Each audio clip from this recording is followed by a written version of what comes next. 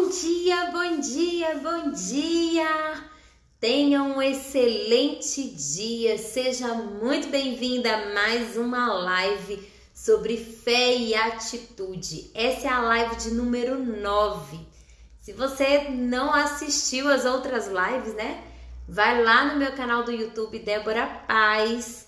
O link tá na minha bio. Se inscreve lá e assista, que todos os vídeos estão disponíveis lá. E hoje é a live número 9. A gente sempre faz uma recapitulação, né, do que a gente já falou. Aqui a gente já falou sobre o voo de atitude, como que a nossa atitude, ela influencia na nossa altitude, no nosso desempenho. Nós já falamos aqui por que a atitude é importante, nós já falamos sobre o que influenciam as nossas atitudes.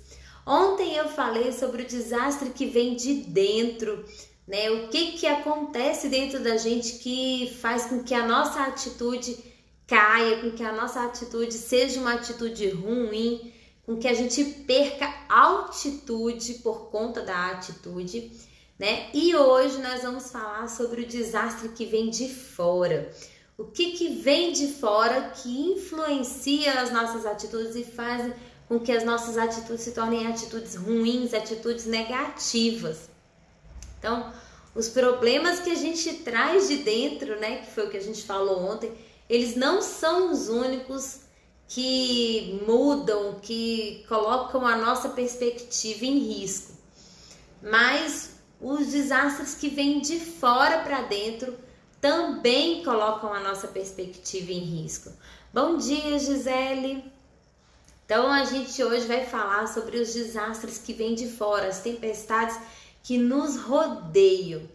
E eu vou falar hoje sobre 3 tempestades, tá? 3 tempestades que vêm de fora, que influenciam as nossas atitudes e que podem sim causar um desastre na nossa atitude, fazendo com que a nossa atitude se torne uma atitude ruim, uma atitude negativa.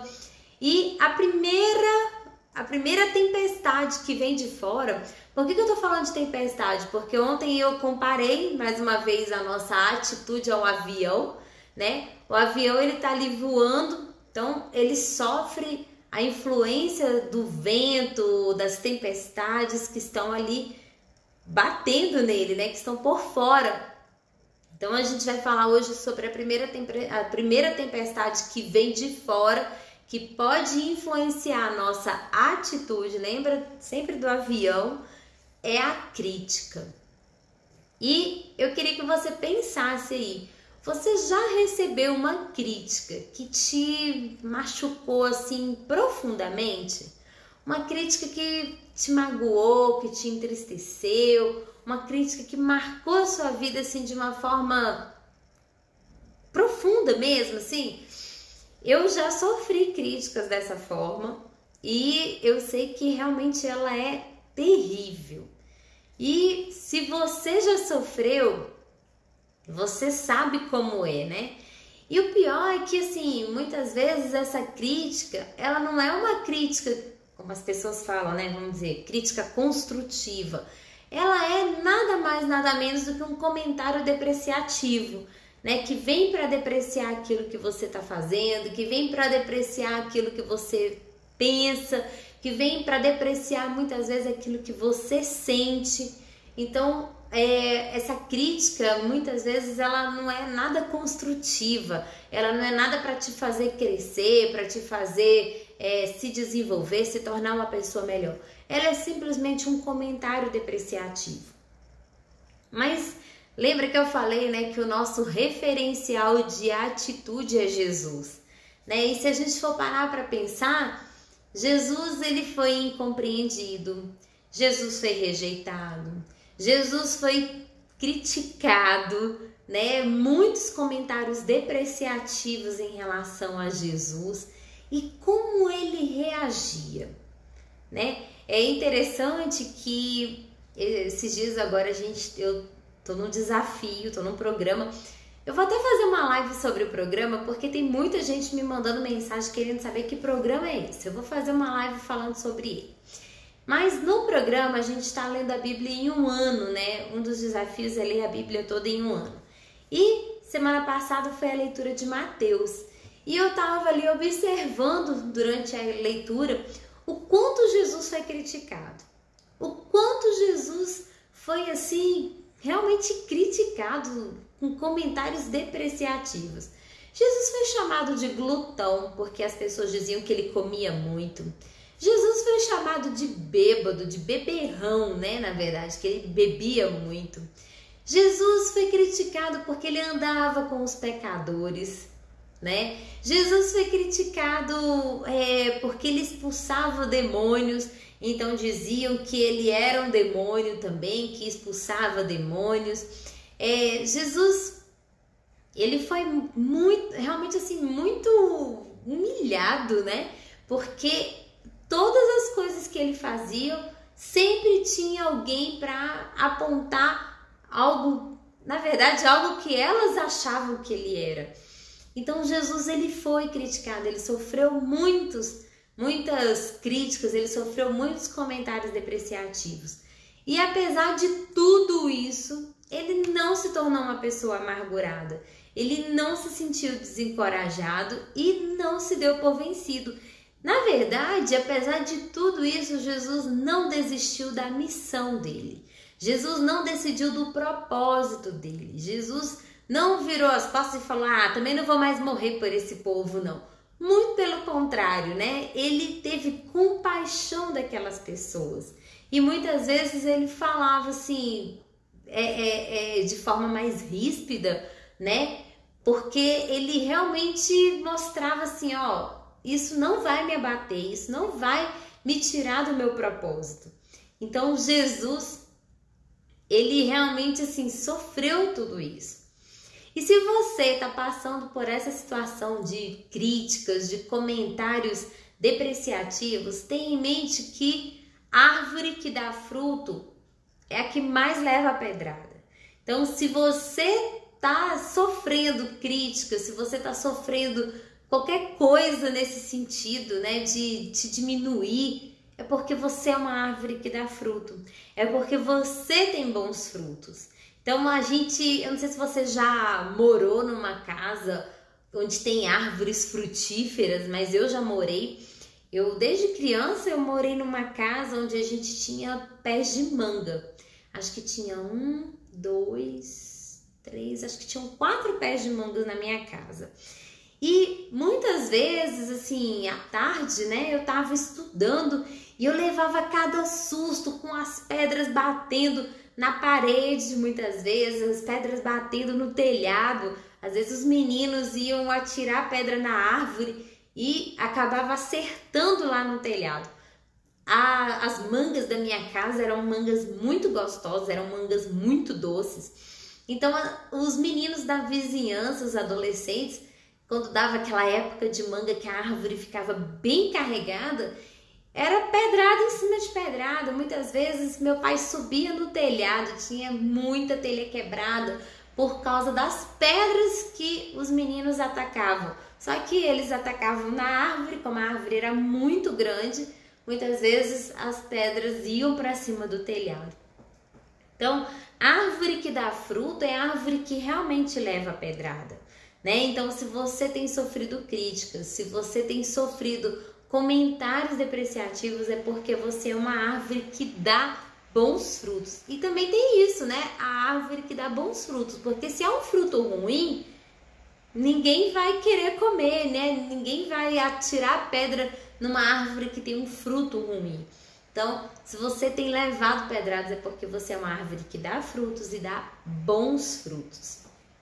E sempre que a gente se magoa, que a gente reage de forma negativa às pessoas que nos criticam, surgem sentimentos ruins dentro da gente, né? A gente fica magoado, a gente fica triste, a gente fica chateado e muitas vezes com vontade de desistir daquela ideia, muitas vezes com vontade de abandonar aquela ideia e falar, não, realmente essa pessoa tem razão, mas eu quero te dizer uma coisa, mantenha-se firme no seu propósito, mantenha-se firme no seu propósito. E não deixa as pessoas te magoarem, não deixa as pessoas te entristecerem. Essa é a tempestade que vem de fora, né? Muitas vezes são pessoas próximas a nós, são pessoas que a gente ama. Eu já falei aqui uma vez, se você tá andando no meio da rua e vem uma pessoa que você não conhece e fala algo ruim para você, você simplesmente não dá ouvido para aquela pessoa. Porque você não conhece, aquela pessoa não te conhece, você talvez nunca mais vai ver aquela pessoa na sua vida. Mas quando é o seu pai, quando é a sua mãe, quando é seu irmão, quando é alguém próximo a você que te critica, que fala algo que te machuca, né? Essas pessoas realmente conseguem alcançar o seu coração. Essas pessoas realmente conseguem penetrar e muitas vezes você fica magoado, entristecido, aborrecido com aquela pessoa.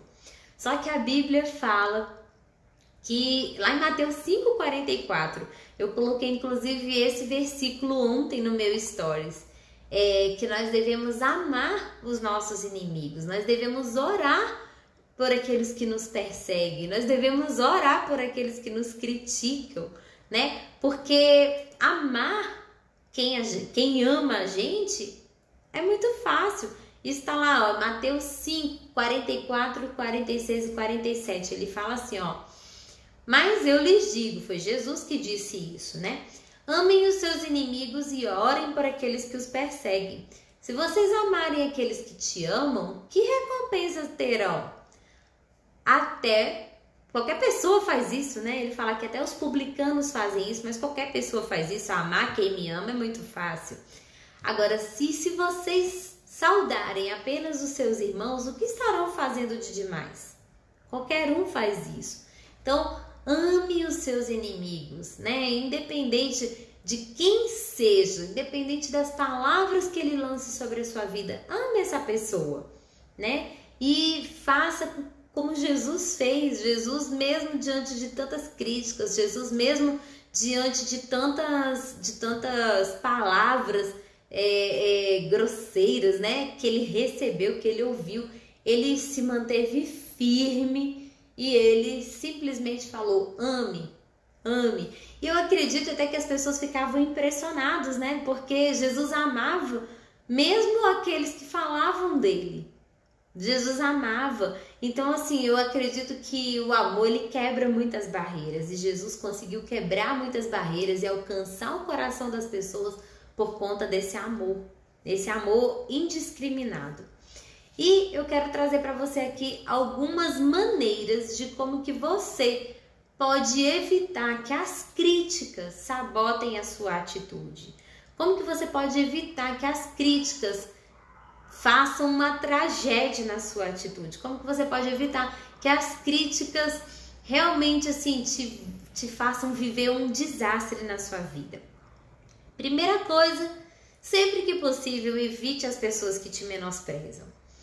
Isso aqui é uma coisa básica, né? Se eu posso evitar uma pessoa que não gosta de mim, não que eu não goste dela, mas uma pessoa que não gosta de mim, ou uma pessoa que tem inveja de mim, ou uma pessoa que fala de mim, uma pessoa que tenta me jogar para baixo o tempo todo, se eu posso evitar, evita. Isso aqui é a coisa mais sábia, é você simplesmente evitar essas pessoas. Sinceramente, assim, eu tenho algumas pessoas que me criticaram, algumas pessoas que me criticam até hoje. E assim, uma forma que eu encontro de me proteger das críticas dessas pessoas é evitando essas pessoas. Então eu tenho até uma técnica que eu chamo de tempo e de espaço. O que é o tempo e o espaço? É ficar com essa pessoa o mínimo de tempo e o máximo de espaço de distância. Então, o mínimo de tempo próximo e o máximo de distância, né, dessa pessoa. Então, é o tempo e o espaço. Então, fica aí a dica. Quanto mais tempo você passar com aquela pessoa que gosta de te criticar, que gosta de fazer comentários depreciativos, mais exposto você vai estar. Então, evita, né? Diminui aí o seu tempo, diminui e aumenta o seu espaço, aumenta a sua distância entre essa pessoa. Aí você de repente vai dizer assim, ai Débora, mas é impossível. Então você precisa aprender a se blindar. Sabe por quê? Porque pessoas mesquinhas, elas vão te jogar para baixo. Pessoas que se sentem embaixo, elas vão querer te puxar para baixo. Há muito tempo eu participei de uma palestra do Rodrigo Godri. E ele falava o seguinte: tem sempre o bola cheia e o bola murcha, né? O bola cheia tá lá feliz da vida. E o bola murcha tá o quê? Tá querendo fazer com que a sua bola cheia se torne uma bola tão murcha quanto a dele. Então, muitas vezes, a pessoa que tá te criticando, a pessoa que tá te fazendo comentários depreciativos, na verdade, ela se sente inferior a você e ela quer que você também se sinta como ela se sente. Então, tenha cuidado com isso. Mantenha distância sempre que possível. Sempre que possível. Lembra disso, pessoas mesquinhas, elas vão tentar te colocar para baixo. Já pessoas generosas, elas vão fazer com que você se sinta digno. Então, já começa por aí a separação, né? De quem é mesquinha e de quem é generoso. As pessoas generosas, elas vão te fazer se sentir dignas.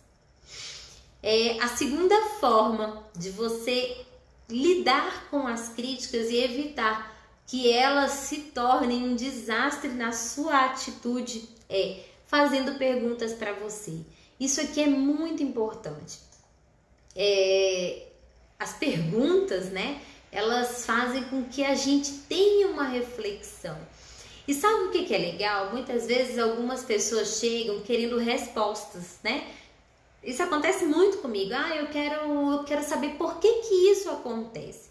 E aí, quando a gente lança perguntas para a pessoa, ela mesma descobre as respostas. E muitas vezes aquela pergunta, ela é atemporal, né? Eu costumo dizer isso, aquela pergunta, ela não é só para esse momento específico da vida. Aquela pergunta, ela é para vários períodos, vários momentos da vida. E em cada vez que aquela pergunta for feita, a resposta também vai ser diferente. A resposta vai ser de acordo com aquele momento da vida. Então, se faça perguntas. Quando você receber uma crítica, quando você receber um comentário depreciativo, se pergunte assim: o que mais me incomoda quando eu sou criticado? O que me incomoda nas críticas que eu recebo? O que mais me incomoda? O que mais mexe comigo? Essa é a primeira pergunta que você deve se fazer. Você deve perguntar assim: quem fez a crítica? Porque quem faz a crítica muitas vezes é uma pessoa importante para você. Então você tem que perguntar: quem faz a crítica? É uma pessoa que realiza mais do que eu? É uma pessoa que realmente eu devo dar ouvidos porque ela tem mais experiência do que eu? Que ela realmente sabe o que ela está falando? Então é importante você se perguntar quem fez a crítica. Depois você vai se perguntar o que foi dito, o que essa pessoa falou. Isso é importante? Isso é verdade? Você vai questionar o que foi dito para você. Se aquilo realmente faz sentido. Você vai questionar qual foi a atitude da pessoa que fez a crítica. Porque você vai perceber se ela fez a crítica com o intuito de te ajudar ou se ela fez a crítica realmente com o intuito de te jogar para baixo. Se ela fez a crítica, lembra que quando você pergunta quem é a pessoa, você já sabe se ele é um bola cheia ou um bola murcha. Já começa por aí.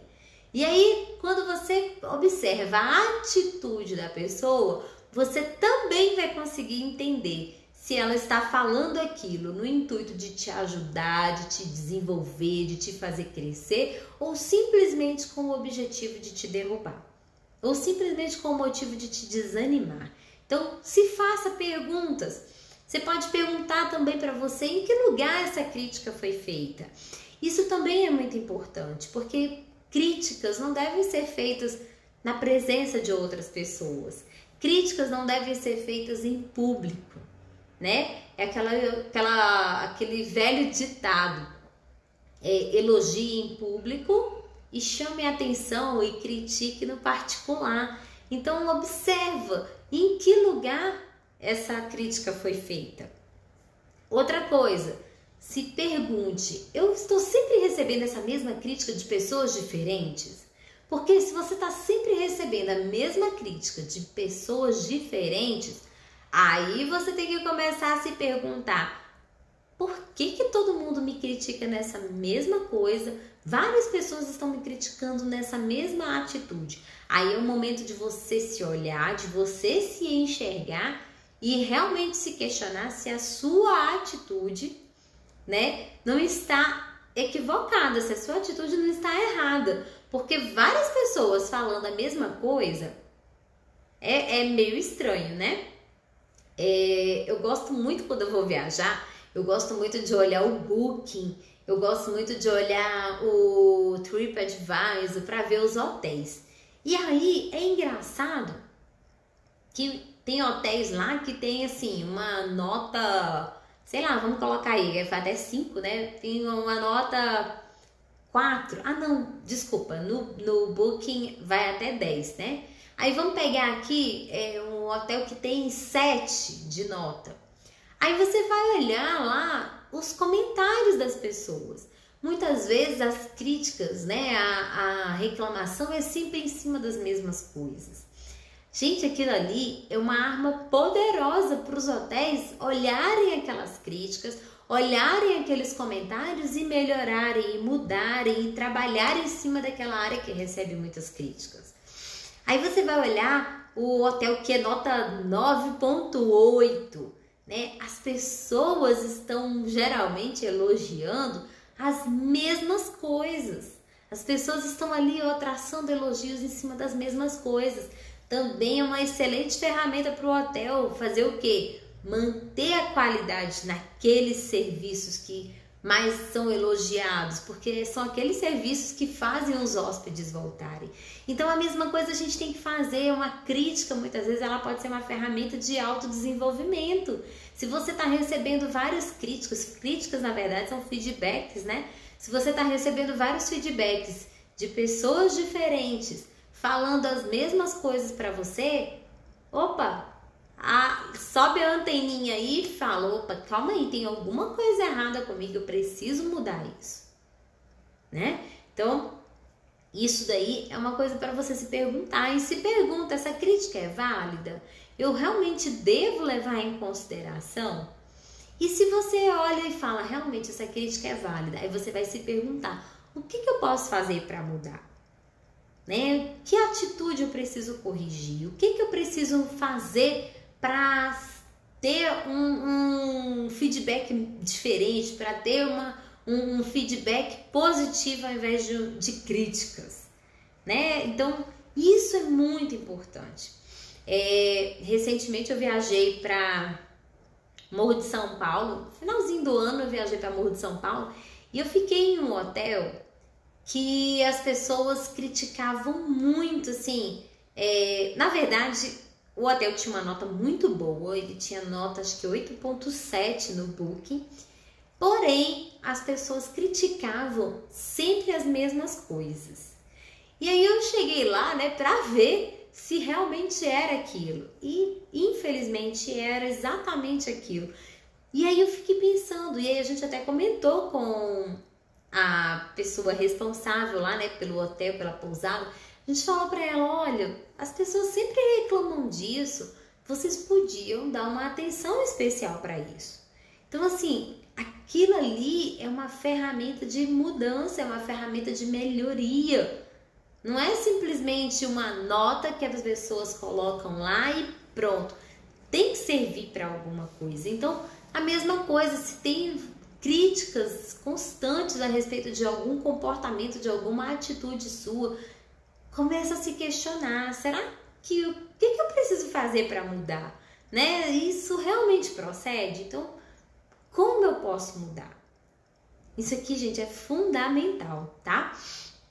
E a terceira forma como você pode lidar com as críticas é: encontre um amigo que tem o dom do encorajamento para que ele possa te ajudar. Para que ele possa te ajudar a mudar, ele possa te encorajar, te dar força no caminho da mudança, porque nem sempre é fácil mudar. Aliás, nunca é fácil mudar, né?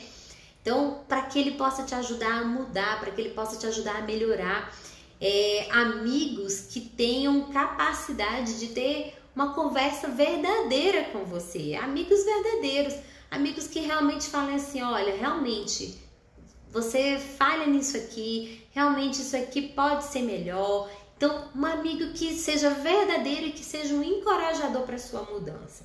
Então, procure esse tipo de pessoa. Muitas vezes a gente está cercado de pessoas que não têm coragem de falar pra gente quando a gente erra. Muitas vezes a gente está cercado de pessoas que não têm coragem de chegar, de olhar nos olhos da gente e falar assim, amigo, amiga, isso aqui não tá legal, isso aqui não é uma atitude legal, isso aqui não te faz crescer. Onde você acha que você tá indo com essa atitude? Né? Então, assim, é importante, mas ao mesmo tempo é importante que essa pessoa te encoraje. Vamos junto, eu vou te ajudar a mudar isso, eu vou te ajudar a melhorar isso. Né? Então, busque pessoas assim. Então, lembra, para lidar com as críticas, primeira coisa que você precisa fazer é... Gente, calma aí que eu perdi aqui minha anotação. Primeira coisa que você precisa é, sempre que possível, evita as pessoas que te menosprezam. Né? Sempre que possível, lembra do tempo e do espaço. Menos tempo e mais espaço com essa pessoa. Tá? Faça perguntas para si mesma, né? O que te incomoda, quem foi a pessoa que fez, ela realmente tem razão, começa a se perguntar. E a terceira é, procure uma pessoa que te encoraje a mudar, uma pessoa que vai te ajudar nesse processo de mudança. E a segunda tempestade que vem de fora e que pode abalar a nossa atitude é a existência dos problemas. São os problemas. Gente, eu não conheço ninguém que não tenha problemas. A vida é cheia de problemas. Você pode estar em qualquer lugar do mundo, você vai ter problemas.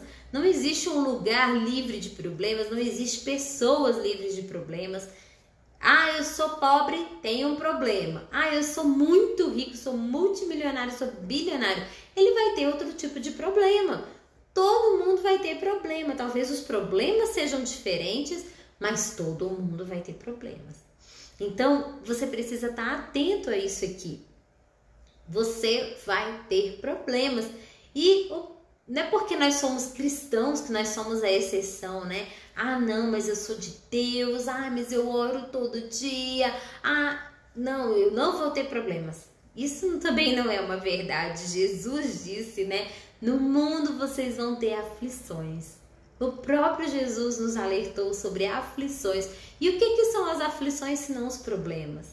Né? Então, assim, a gente precisa estar atento a isso. Problemas sempre vão existir. E muitas vezes são esses problemas que vêm para derrubar a nossa atitude. Muitas vezes são esses problemas que vêm para modificar a nossa atitude, para fazer com que a gente tenha uma atitude ruim, uma atitude negativa.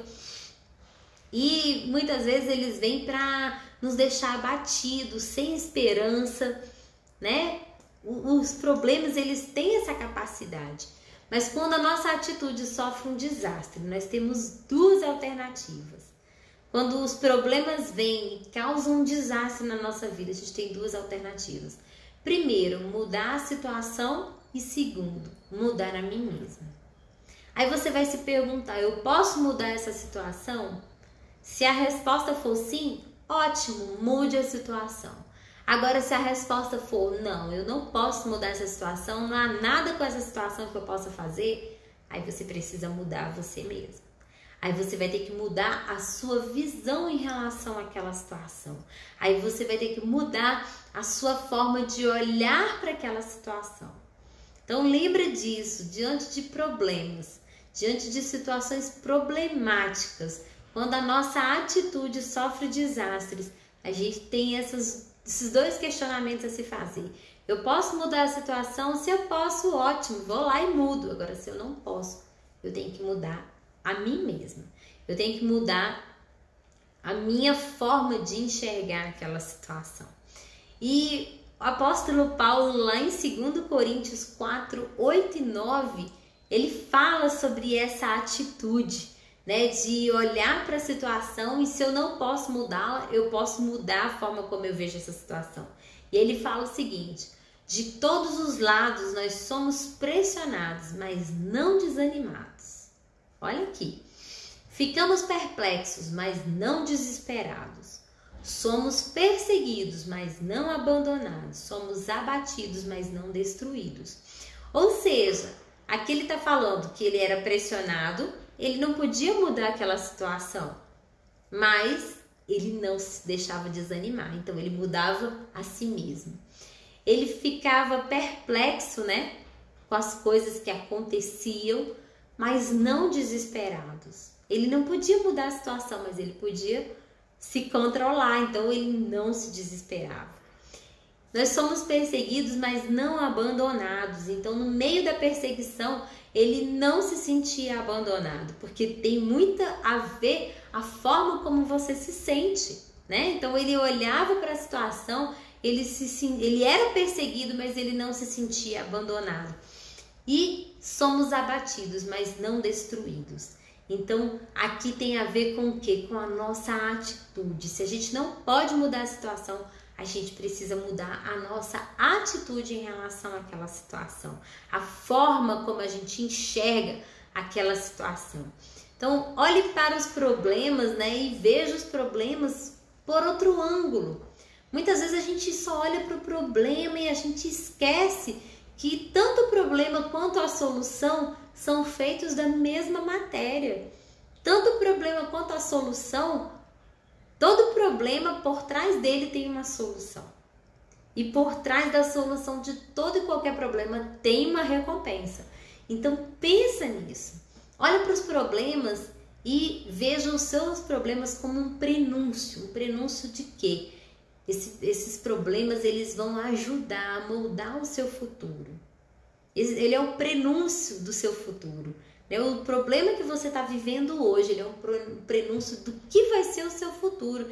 Se você olha para o problema como uma coisa ruim, como uma coisa que veio para te destruir mesmo, seu futuro já está decidido. Agora, se você olha para o problema e fala assim, opa, esse problema tem uma solução, faz como o Paulo, né? Somos perseguidos, mas não abandonados, abatidos, mas não destruídos, permanecemos firmes. Se você olha dessa forma para o problema, o seu futuro também vai ter uma outra história, né? Um outro desfecho. Então, olhe para o problema como um prenúncio que ajuda a moldar o nosso futuro. Olhe para o problema também como um lembrete. Um lembrete de quê? De que nós não somos autossuficientes. Nós não somos autossuficientes, o mundo não gira em torno de nós. Então, todas as vezes que você passar por um problema, lembre que você não é autossuficiente. E eu vou te falar mais, os nossos problemas, eles só têm soluções em 2 lugares. Primeiro, em Deus, e segundo, em outras pessoas. Os nossos problemas, eles sempre vão ter a solução em Deus ou em outras pessoas. Então a gente precisa se conectar com pessoas, a gente precisa olhar para as pessoas, né? E se conectar com pessoas que vão ajudar a gente a superar, a ultrapassar aquele problema. Às vezes são pessoas que já têm experiência, que já viveram aquilo que você está vivendo. Às vezes são pessoas que vão estar ali de mão dada com você, que vai te ajudar a passar por esse problema. Então lembre-se disso.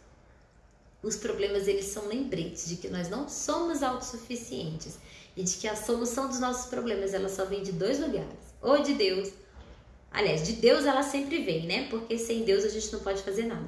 Mas ela vem também dos relacionamentos de outras pessoas, das conexões com outras pessoas. Olhe para os problemas também como oportunidade. Oportunidade de quebrar a rotina e de te fazer pensar de forma criativa. Ontem eu falei na live de ontem, né, que no meio das tempestades, no meio dos problemas, surgem grandes escritores, surgem grandes cientistas. No meio dos problemas surgem pessoas com soluções criativas para o mundo, né? Então, assim, a gente precisa olhar para o problema como uma oportunidade de sair daquela rotina que a gente estava ali vivendo, fazendo tudo sempre igual, do mesmo jeito, todos os dias, e uma oportunidade de ser criativo, de olhar para aquele problema e criar uma solução. Olhe para os problemas como bênçãos. Eles abrem portas pelas quais nós não passaríamos em condições normais. É muitas vezes no meio dos problemas que você vai se conectar com pessoas importantes. Muitas vezes é no meio dos problemas que você vai conhecer novas pessoas. Muitas vezes é no meio dos problemas que você vai ter as novas ideias, ideias revolucionárias.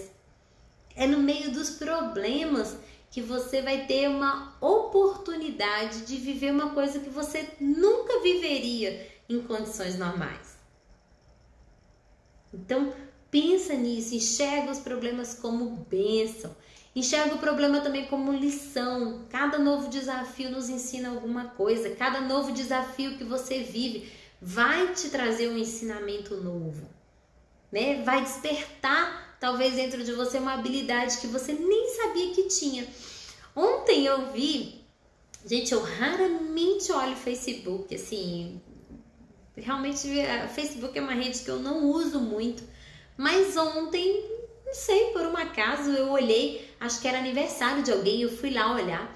E aí eu vi uma pessoa que é amiga das antigas, assim, era de uma igreja que eu fazia parte. E ela teve um problema de saúde e ela tá numa fase de reabilitação. E ela descobriu um dom maravilhoso. Ela tá fazendo agora vidrinhos de colocar sabonete no banheiro, vidrinhos de colocar aqueles difusores, né? Tá fazendo enfeite para quartinho de bebê, aquelas bandejas com aqueles potinhos para colocar cotonete, algodão, aqueles kitzinhos, né, de quartinho de bebê, lixeirinha. Gente, e que coisa linda que ela tá fazendo. Mas essa habilidade foi despertada no meio de um problema. Né? Então, assim, era algo que já estava dentro dela, mas ela não sabia. E olha que lindeza, eu fiquei apaixonada por tudo que ela postou ontem, assim, me deu vontade de comprar tudo. Então, assim, a gente começa a perceber que no meio dos problemas, a gente aprende alguma coisa. E olhe para os problemas como universal, é aquilo que eu falei, não existe nenhum lugar, não existe ninguém no mundo, independente da cor, da raça, da religião, da condição financeira, não existe ninguém no mundo que não tenha problemas. O que existem são problemas diferentes para cada um. Então, todo mundo vai ter problema. Todo mundo vai ter um problema na vida. Então, olhe para o problema como universal. Olhe para o problema também como mensagem que nos alertam sobre um possível desastre. Né? Muitas vezes vem um problema e a gente tá ali, se a gente não resolve aquele problema, aquilo ali realmente se torna um desastre. Então, dê atenção aos problemas, resolva os problemas hoje, resolva os problemas no momento que ele surge. Por quê? Porque muitas vezes você vai deixando, vai empurrando o problema, né? Vai deixando o problema para depois. E aí o que acontece? Chega um momento que você viveu um desastre, está vivendo um desastre na sua vida e você simplesmente não se deu conta que foi aquele problema não resolvido que fez com que você vivesse esse desastre. Então, não despreze os problemas, tá? Não vire os olhos, não feche os olhos para os problemas, não vire o rosto, né? E não feche os olhos para os problemas. E enxergue os problemas como tem solução, são solucionáveis, né? A gente precisa olhar para o problema e enxergar qual é a solução, o que está por trás daquilo ali. Sabe por que a gente tem dificuldade de muitas vezes resolver problemas? Porque a gente não tem o hábito de olhar para a recompensa que vem com a solução daquele problema. E a solução de todo problema traz uma recompensa. Toda solução de um problema vai trazer uma recompensa. Então aprenda a amar recompensas, né? Aprenda a amar problemas e aprenda a amar recompensas. Por quê? Porque se você ama os problemas, você vai enxergar os problemas como oportunidade. E se você ama a recompensa, você vai amar solucionar os problemas. Por quê? Porque por trás de todo problema solucionado tem uma recompensa. E qual é a terceira tempestade que vem de fora e que pode destruir, pode fazer assim com que a nossa atitude, né, a nossa atitude sofra um desastre? É o conflito da mudança. É o conflito da mudança. Gente, a gente é muito resistente à mudança, né? Esses dias eu fiz uma pesquisa aqui no meu Instagram e coloquei assim, eu tava falando na verdade sobre perfil comportamental para um trabalho que eu tava fazendo aqui, sempre antes de fazer devolutiva de perfil comportamental, eu faço uma apresentação. Então eu fiz alguns questionamentos e perguntei, você é resistente a mudanças? Isso daí, nossa, foi incrível o tanto de pessoas que me responderam, sim, sou resistente a mudanças. Nós temos essa tendência, né, de ser resistente à mudança. Sabe por que nós somos resistentes à mudança? Porque a gente busca a estabilidade, né? A gente busca a zona de conforto. E aí, quando você encontra a zona de conforto, não é fácil sair dela. Imagina os passarinhos, né? A mãe passarinha, o que ela faz com os filhotes? O filhote está ali no ninho, feliz da vida, né? Sendo alimentado, ela voa, traz alimento, coloca no biquinho do filho e tal. Chega um momento que ela diz assim, ele já tá ficando grande, já tá na hora já de voar, de aprender a voar. O que ela faz? Ela começa a sacudir o ninho para aquele passarinho cair e na queda ele aprende a voar. Então, muitas vezes, né, nós já estamos ali naquele ninho quentinho, recebendo a comidinha, tá tudo certo. E aí Deus começa a sacudir ali, ó, o ninho. Vamos, meu filho, desce daí, vamos voar, vamos crescer. Né? Já chega, já tá bom, sai da zona de conforto. Então, a gente tem essa dificuldade de mudar, a gente tem essa dificuldade de lidar com mudanças. Porque a gente prefere ficar no ninho, quentinho, sendo guardado, sendo protegido. Quando, na verdade, a mudança, ela traz o que? Ela traz crescimento. A gente, muitas vezes, não quer a mudança, é resistente à mudança, mas a gente gosta da recompensa que vem com essa mudança, né? Eu, por exemplo, eu odeio fazer mudança, aquela coisa de colocar as coisas dentro das caixas e tal. E quando eu vim morar nesse apartamento, eu saí de um apartamento de 2 quartos e vim para um de 3. Então, assim, a recompensa era muito boa. Mas confesso que arrumar aquelas caixas todas não era uma coisa muito feliz para mim, não era uma coisa que me satisfazia de jeito nenhum. Então, era a história, né? Tipo assim, Jesus, passa de mim esse cálice. Porque eu queria a recompensa de vir morar num apartamento maior, melhor, mas eu não queria passar pela mudança. Então, isso acontece com a gente. Muitas vezes nós gostamos da recompensa, queremos a recompensa, mas a gente não quer passar pelo processo de mudança, né? E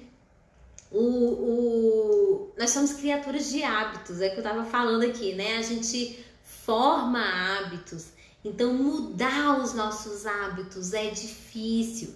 Por quê? Porque a gente criou aquele hábito e muitas vezes a gente faz aquilo todos os dias, do mesmo jeito, da mesma forma. E a gente resiste à mudança, a gente resiste àquela mudança de hábito. Esse programa que eu tô participando é um programa de 365 dias, ele começou no dia 1º de janeiro. E assim, novos hábitos sendo instalados na minha vida, né? São novos hábitos de comida. Bom dia, Rafinha, tudo bom? São novos hábitos de alimentação, são novos hábitos de fazer atividade física. Gente, hoje eu tô toda dolorida por conta da atividade física, porque é uma mudança de hábito. Eu, há muito tempo atrás, assim, até 2017, eu acho que até 2017, eu malhava todos os dias, assim, de segunda a sábado eu tava na academia. Só que aí eu engravidei depois, né, e tal, e aí minha filha nasceu, eu parei de fazer atividade física. Durante a gravidez eu fiz pilates, depois que ela nasceu eu ainda fiz pilates um período, Mas depois parei e fiquei me dedicando à vida de mãe. E agora retomar aquele hábito não é fácil. Tô com o corpo dolorido, tá doendo, mas é uma mudança. Eu preciso estar consciente disso. E a recompensa vai ser maravilhosa. Por quê? Porque eu vou emagrecer. A recompensa é eu vou ter mais saúde. A recompensa é eu vou, acredito, fé em Deus, vou retomar o meu corpo de antes da gravidez. Vou me preparar para uma próxima gravidez. Então, só tem benefícios. Eu quero as recompensas. Mas e aí? O quanto eu estou comprometida com essa mudança? Né? Eu tenho uma amiga que ela é nutricionista e ela ontem colocou até uma enquete no stories dela perguntando assim: para você se alimentar bem, o que você quer? Né? Qual é o seu objetivo com uma boa alimentação? E por incrível que pareça, assim, ela colocou lá, ficar com um corpo bonito, emagrecer e tal, não sei o quê. E eu coloquei lá assim, qualidade de vida. É qualidade de vida para mim, né? E eu posso prolongar os meus anos de vida, porque como ela mesma diz, alguns alimentos que duram muito te fazem durar menos. Então, se você está consumindo um alimento que dura muito, que ele vale assim por muito tempo, significa que a sua data de validade, quando você vai comendo esse alimento, a sua data de validade vai diminuir. Por quê? Porque ali dentro está cheio de conservantes, ali dentro está cheio de substâncias que fazem mal para o seu organismo. Então, são mudanças de hábito, né? Então, nós somos resistentes a essas mudanças. E a mudança, ela só traz crescimento se a gente tiver uma atitude certa. Duas pessoas podem passar pelo mesmo processo de mudança e uma ter uma atitude certa e crescer com aquela mudança e outra simplesmente se detonar com aquela mudança. Por quê? Porque ela teve uma atitude ruim, uma atitude errada em relação àquele processo de mudança. Então, tudo depende da forma como a gente encara a mudança. E com a atitude certa, estou relembrando aqui o que eu anotei, gente. Com a atitude certa, toda mudança, quer seja positiva, quer seja negativa, será um aprendizado que resultará em crescimento. Então, você pode sim aprender em toda e qualquer situação. Você pode aprender numa mudança positiva, você pode aprender numa mudança negativa. Em qualquer situação você pode aprender. E algumas pessoas acham que vão crescer sem ter que mudar. E isso é impossível. Não existe crescimento sem um processo de mudança. A gente cresce, né? Nós vivemos fases da nossa vida onde tudo muda. Vamos parar para pensar? Um bebezinho, como que ele se comunica? Chorando, né? Ele chora para pedir a mamadeira, ele chora porque ele não está feliz naquela posição em que ele está. Ele se comunica com o mundo, com o pai, com a mãe, com as pessoas que estão ali ao redor através do choro. Aí, à medida que ele vai crescendo, ele passa por uma mudança. Não sei, quem tem filho aí vai entender, existem os saltos, que o pessoal chama de salto de desenvolvimento. O que acontece nesse salto? Esses saltos são as mudanças que a criança vai sofrendo ao longo do tempo. Então, ela passa um salto para deixar de amamentar.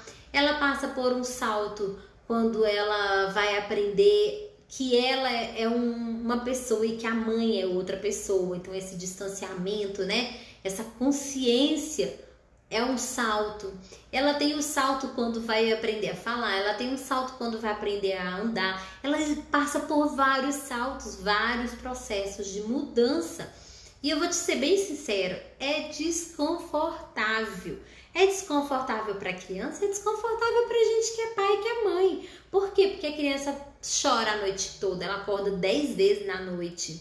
E você chega lá e muitas vezes ela quer colo e você tem que ficar ali com ela, você está caindo de sono. Eu passei por isso muitas vezes.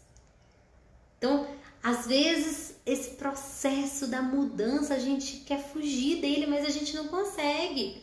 E aí depois essa criança vai passar por um outro processo de mudança, que é quando ela começa a ir para a escola, aí você vê que a fase, quando a pessoa está crescendo, ela está mudando, né? As mudanças, elas sempre acompanham o crescimento, ou melhor, o crescimento sempre acompanha as mudanças, né? Então, assim, ela vai para a escola, ela chega ali na escola, ela tá passando por um processo de mudança, novos aprendizados. É um período onde ela realmente se separa do pai e da mãe, porque ela vai para a escola e o pai e a mãe não vão junto. Então, ela tá ali crescendo, e todo crescimento ele vem com um processo de mudança. Aí chega na fase da adolescência, já é outro processo de mudança.